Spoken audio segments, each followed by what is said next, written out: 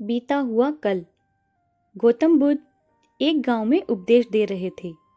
उन्होंने कहा कि हर किसी को धरती माता की तरह सहनशील तथा समाशील होना चाहिए।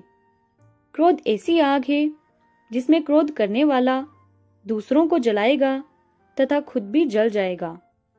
सभा में सभी शांति से बुद्ध की वाणी सुन रहे थे, लेकिन वहां स्वभाव से ही अति क्रोधी एक ऐसा व्यक्ति भी बैठा हुआ था जिसे ये सारी बातें बेतुकी लग रही थी।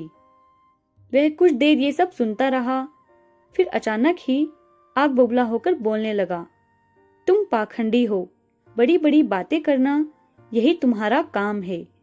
तुम लोगों को भ्रमित कर रहे हो।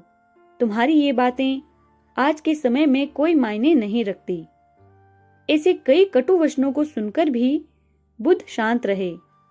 अपनी बातों से ना तो वह दुखी हुए, ना ही कोई प्रतिक्रिया की।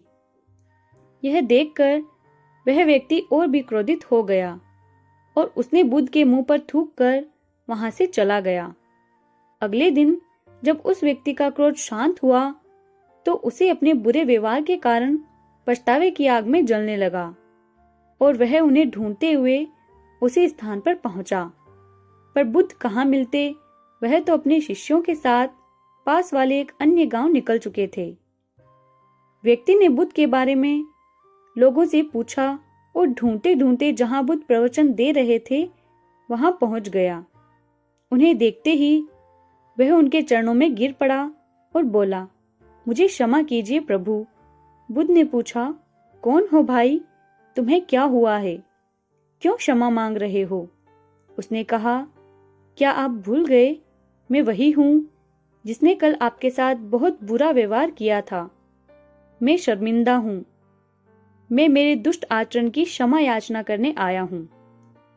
भगवान बुद्ध ने प्रेम पूर्वक कहा, बीता हुआ कल तो मैं वहीं छोड़कर आ गया और तुम अभी भी वहीं अटके हुए हो। तुम्हें अपनी गलती का आभास हो गया, तुमने पश्चाताप कर लिया, तुम निर्मल हो चुके हो। अब तुम आज में प्रवेश करो। बुरी बातें तथा बुरी घटनाएं याद करते रहने से वर्तमान और भविष्य दोनों बिगड़ते जाते हैं। बीते हुए कल के कारण आज को मत बिगाड़ो। उस व्यक्ति का सारा बोझ उतर गया। उसने भगवान बुद्ध के चरणों में पड़कर क्रोध त्याग का तथा क्षमाशीलता का संकल्प लिया।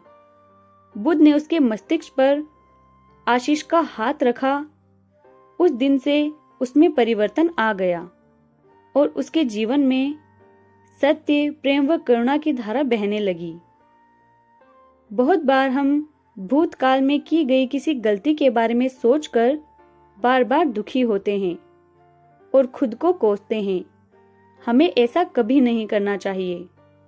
गलती का बोध हो जाने पर हमें उसे कभी न दोहराने का संकल्प लेना चाहिए और एक नई ऊर्जा के साथ वर्तमान को सुदृढ़ बनाना चाहिए।